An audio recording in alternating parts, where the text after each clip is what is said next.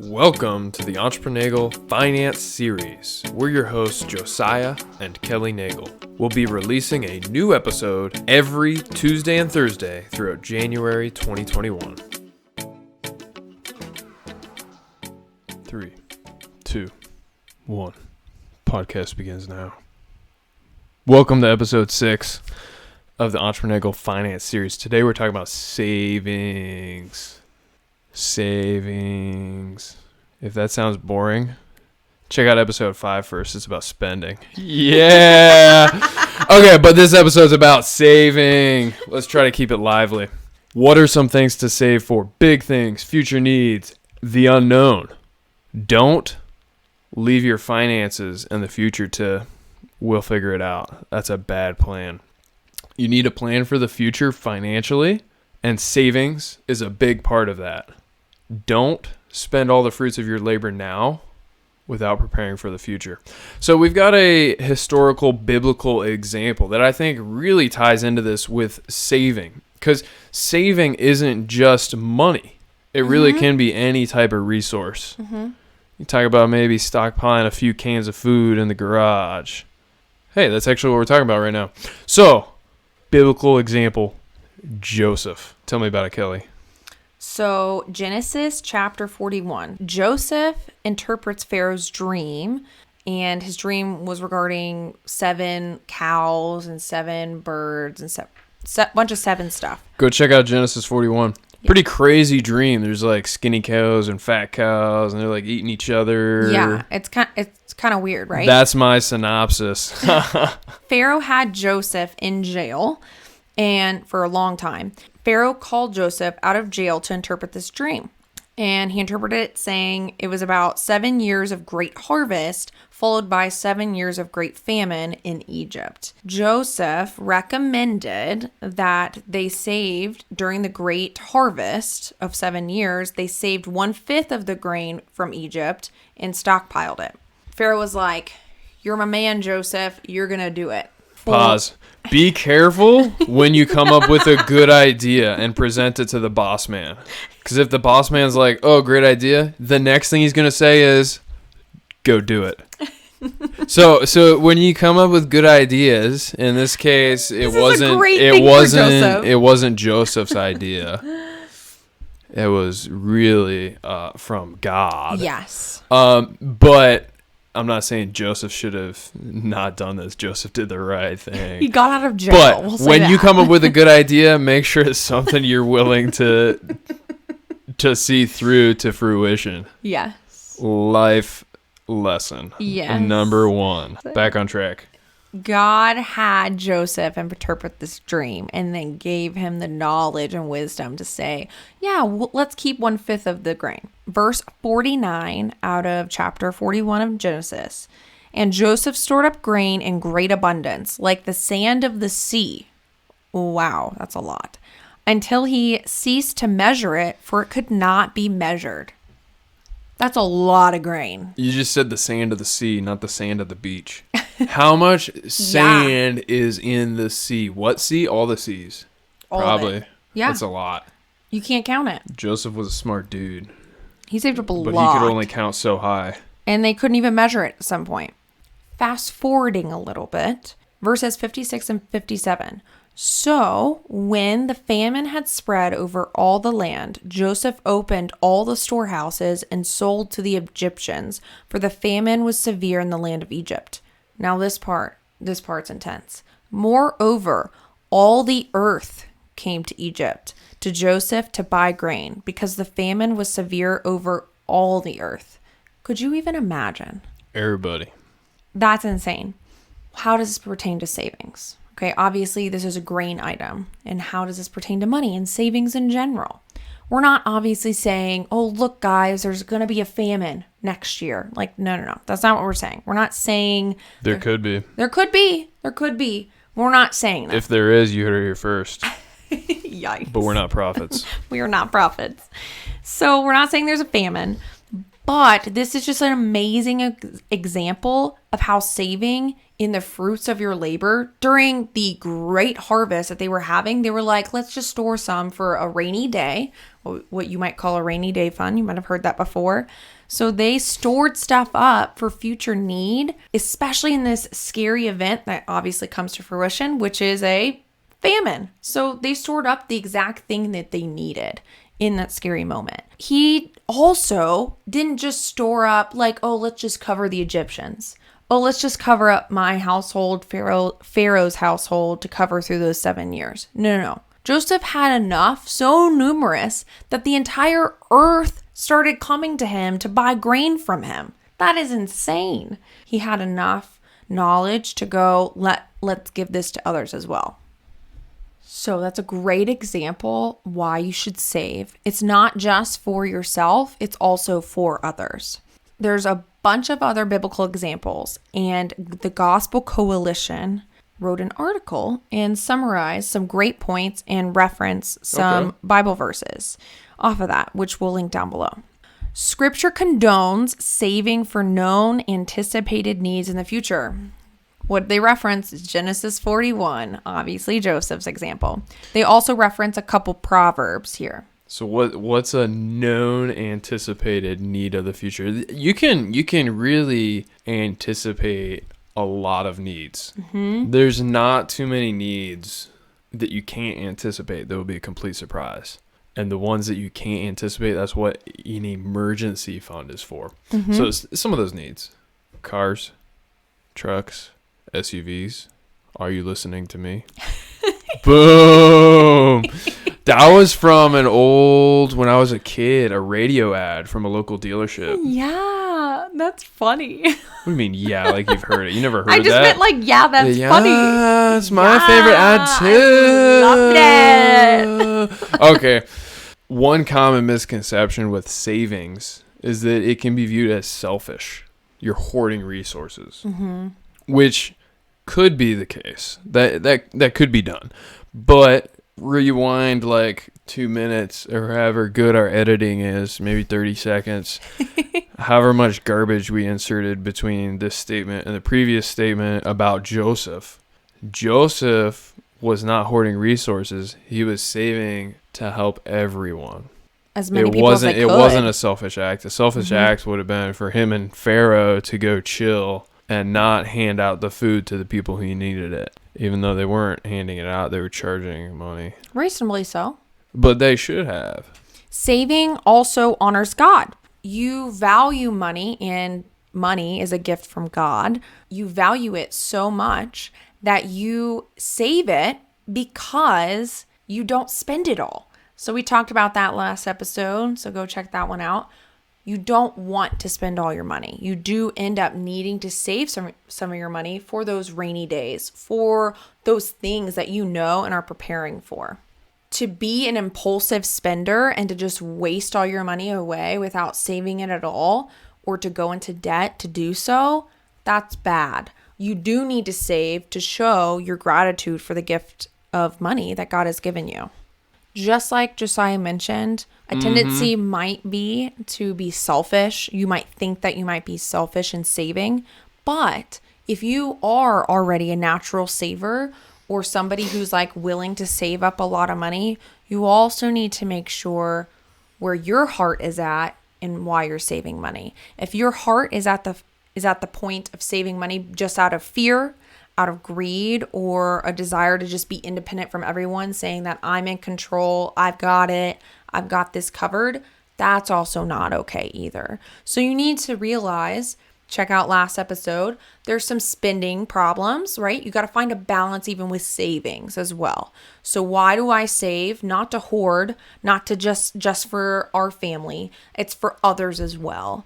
Now that you absolutely 100% agree with us that saving is a necessity, it must be done. What should or could you save for? Ooh. You kept saying rainy day. Maybe we'll start with that one. Yeah. Let's start with rainy days. Number one, why is it called a rainy day? I was just thinking that we just talked about Joseph and their emergency was a famine, perhaps a drought. I can't remember exactly. I can't remember either. So their emergency, perhaps you could say, was a lack of rainy day. Very dry day. I've been planning that line for like 5 minutes now. It feels good to get that out, but I don't think was as funny as it sounded in my mind. Let me know if I should do stand-up comedy. Oh, gosh. Now, Stroke my ego. Okay, so emergency funds, prayerfully, it'll never happen. But I think everyone at some point in their life has some sort of emergency that necessitates finances be attached to it. It could be as simple as a flat tire on your car that you might not be prepared for. Shoot, we bought some tires recently. Those are not cheap, man. You get a bigger truck or an SUV, you're talking like $250, $300 a tire. If you're getting a more all-terrain winter. You're kind of boring people now, honey. We'll put that rabbit back in its hole. So other emergencies, natural disasters, house fires, floods, earthquakes. Yeah, we get those up here. Oh, my goodness. Yep, that was just a little one. We're used to it. Loss of a job. That's a really, really big one that probably a lot of people are more familiar with in 2020, 2021 with the state of the economy. A lot of people lost their jobs. A lot of people lost their businesses for all sorts of assorted reasons. If you didn't have an emergency fund set up to tide you over until the next job, the next set of income, you could have been in trouble. Health-related reasons. Medical bills can come out of nowhere. You can slip on the ice and break every bone in your body and be in the ER. That was extreme. Wow. You could. Hopefully. You could, though. And then what? Then emergency would also arise. Obviously, not just because it's a medical emergency, because you got to go fix all your broken bones, but now you're not able to work. So now what do? Yeah. You live off credit cards? No. So you're probably wondering, how do you set up an emergency fund and how much money should you save? Stop. Don't get ahead of yourself. We're still talking about things to save for. We'll talk about that in a minute. Some other ways to save. What you would save for. Boats. Okay. Yes, but not yes. you. Okay? You hear that? We're getting not a boat. You. We're getting a boat. Another great thing to save for besides boats. Not a boat. Snow machines, ATVs, motorcycles, airplanes, cars, trucks, automobiles. It's a bird. It's a plane. It's Superman. Iron Man suit. That's what I'm going to save for. I'm going to buy an Iron Man suit. Did you see? This is super on topic. I saw a video recently of somebody who had the rocket arm things like Iron Man, and he could hover with them. Watch like this. The technology exists. You just need the money. Okay. So I'm going to start saving now for my Iron Man suit. Another thing you would save for. Let's what's, get back on what's topic. your superhero name? We're not doing Mine that. is Vibranium Man. Iron Man plus Captain America. Vibranium? Imagine if Iron Man's suit was made out of the same metal as Captain America's shield. What? Have you ever seen the slightest dent in Captain America's shield? No, it's because vibranium is indestructible. Iron Man, though, bink, bink, bink, bink, bink. Like, every That's 10 minutes, actually he's true. got to print himself a new suit. Wow, you're making a very good point about this. Brilliant. Trademarked. Hear that, Marvel? Anyways. The hard part is vibranium's really, really expensive and hard to get because it's rare. So you're going to need to set up a savings fund. Ooh, good. It all Wrapping connects. back. It all Okay. connects. Another thing you would save for. Future needs. Things that you may take a little bit longer to save up for because they're rather big, but they're not surprises. They're not an emergency. It's not coming out of nowhere. Here's my perspective. By now, you're a pro at budgeting because you watched episode 3. 2. We need to watch them too.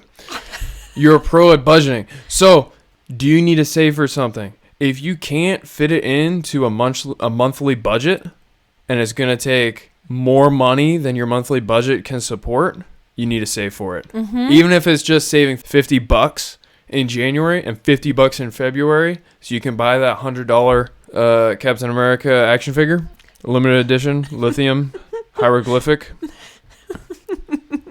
You can set up a savings goal for that for as little as $100. That's my perspective. Savings depends on your income.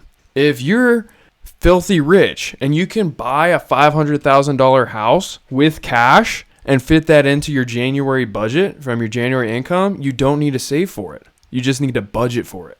Difference. You follow me, camera guy? I like this. See, you're right on track. Some future things that are big and that aren't surprises. A house. And that could be buying or renting. Okay. So buying a house, a down payment to buy it. If you're getting a Closing mortgage. fees. A lot of people forget about closing fees. Yeah, don't forget about that one. Save up to buy a house in cash. Crazy concept, I know, but you could do it. Okay, just increase your income maybe a little if you need to. Do a side hustle. Start a small business on the side. Another one about when you buy a house, maintenance on the house. Don't forget about that one.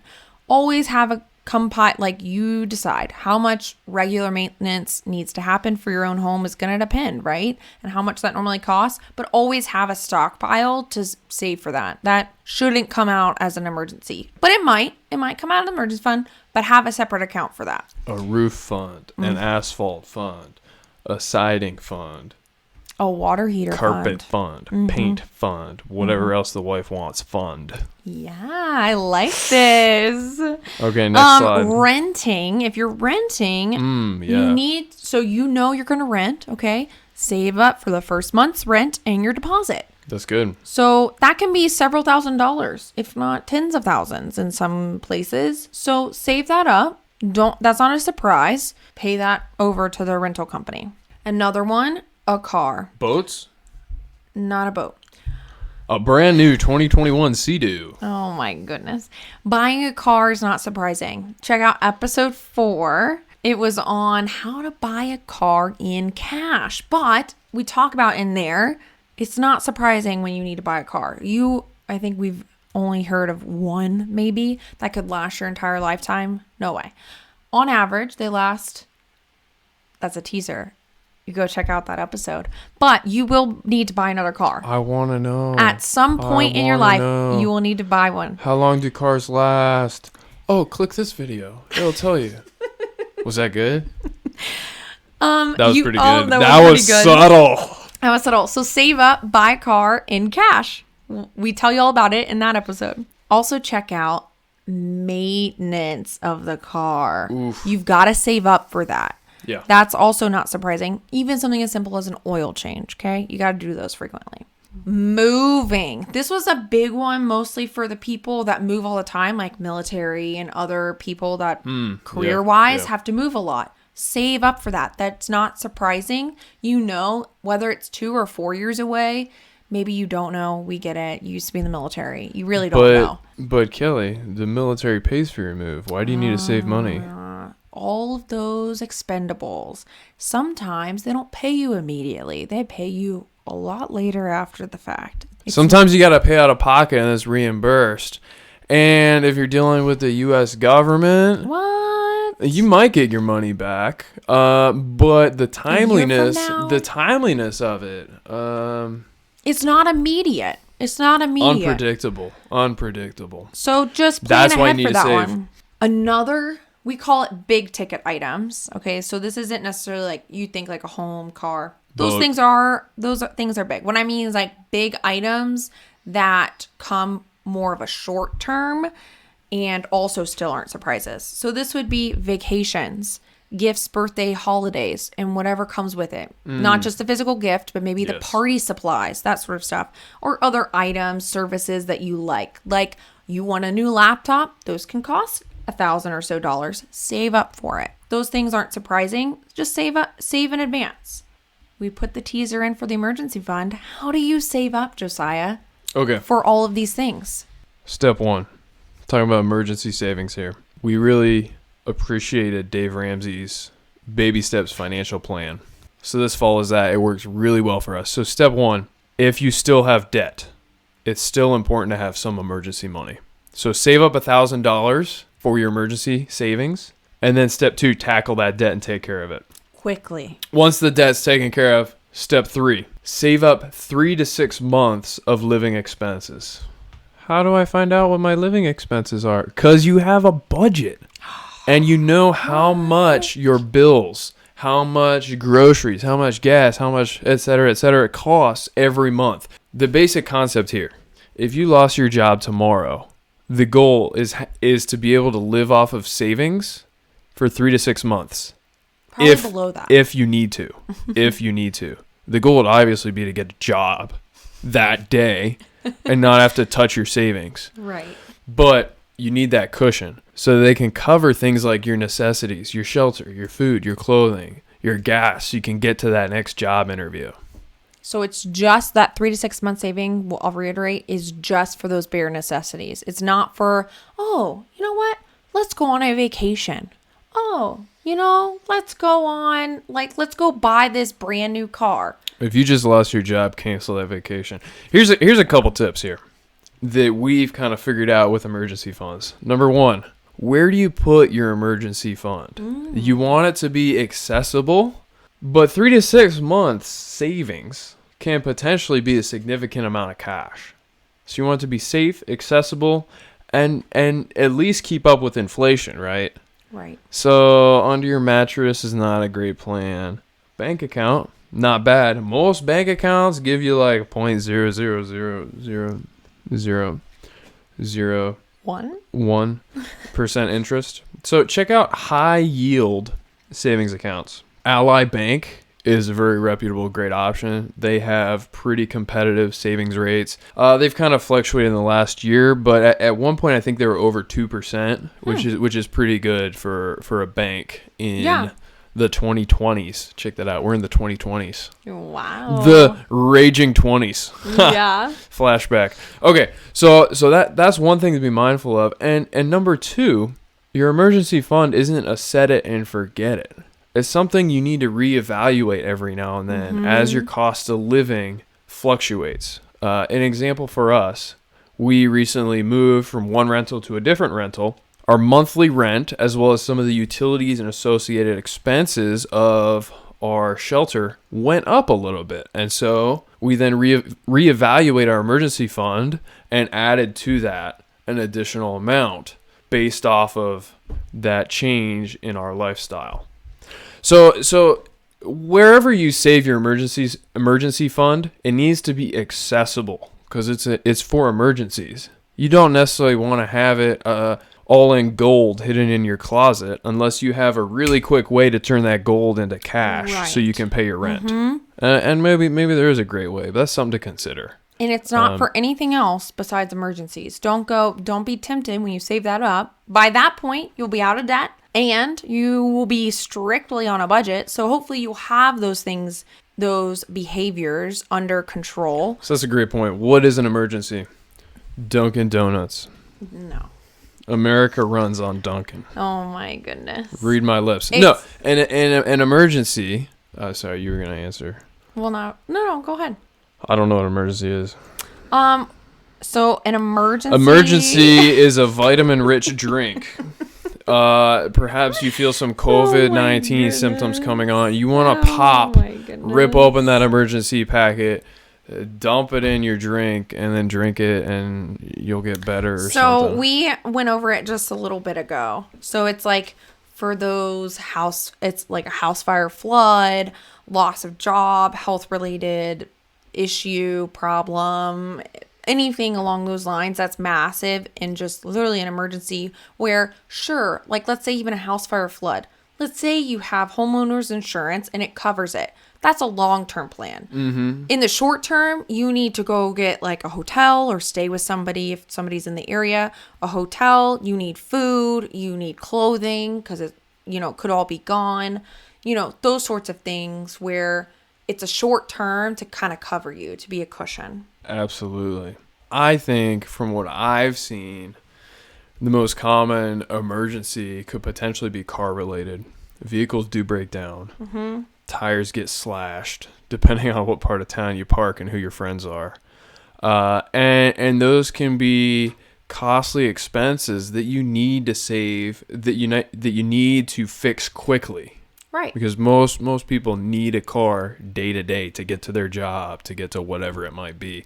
So a $500 bill for fixing your car could easily be a great example of an emergency. And when and if you dip into your emergency fund, replace that money as quickly as you can. Yeah, most definitely. Let's talk about other savings. So, let's say we're saving for a vacation. ooh, that sounds fun. When are we going on a vacation? Waikiki Beach. Yes. Shaka. All right, we're going to go to Waikiki January of 2022. Maybe. This is just an example. Goodness. I saw you getting real excited. So, step one. That's a full year from now. A full year. That's plenty of time to save for this trip. How much money do we need for that trip? Do some calculations. Oh, what? Is that called a budget? Ooh. Check out that episode. You got airfare. You got lodging. You got food. You got some entertainment. You got some fun money. And then you got maybe a little buffer because you don't know what else you might find while you're there. Figure it all out. Okay. I just made some numbers up. It's going to cost us $6,000 to have the vacation of our dreams in Waikiki Beach. 1 year from now. 1 year from now. Okay. Let's do some math. 12 months. $6,000 divided by 12 is... Is that 500? Oh my goodness. I thought you had a minor in math. What do you mean, is it 500? The answer is 500. Okay. Put some confidence into that answer. It's 500. The answer is 500. And what does that mean? There are 12 months until the event happens.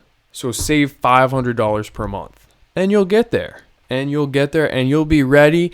And while you're on that trip, you're not going to be worrying about paying off your credit card bill. Yes. That is not a year enjoyable. From now. You're going to be worrying about how big is the next marlin I'm going to catch be?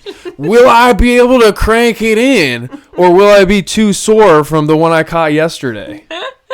That's going to be your only worry.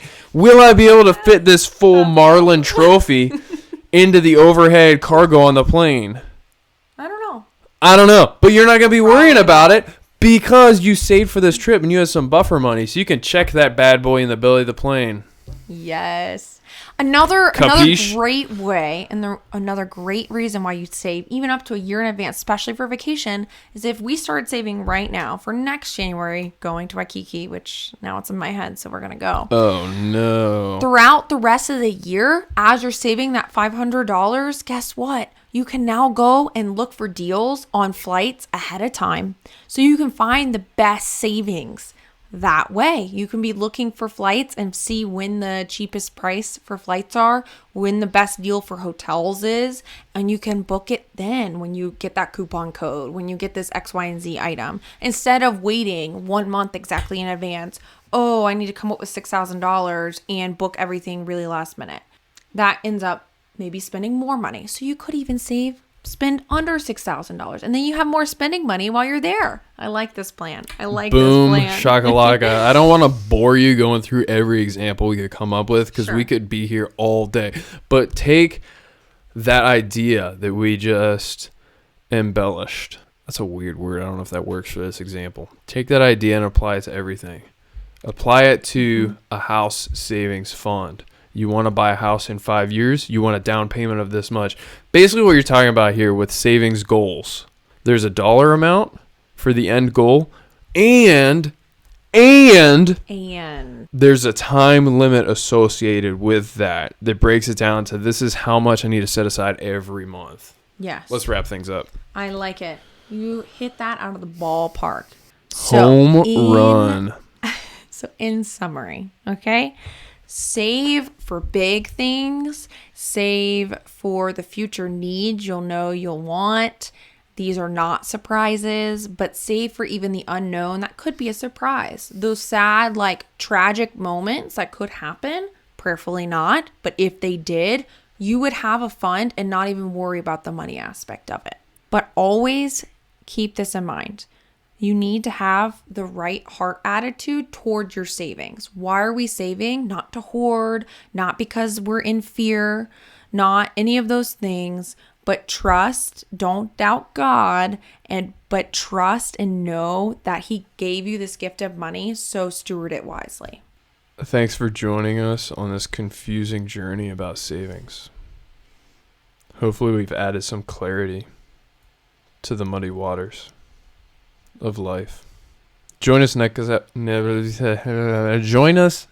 next episode to talk about giving Ooh, charitably I'm excited about and this generously. Mm-hmm. And I'm out of LE words, but you get the point. All the lees. Thanks for watching and listening to the Entrepreneurial Finance Series. Goodbye.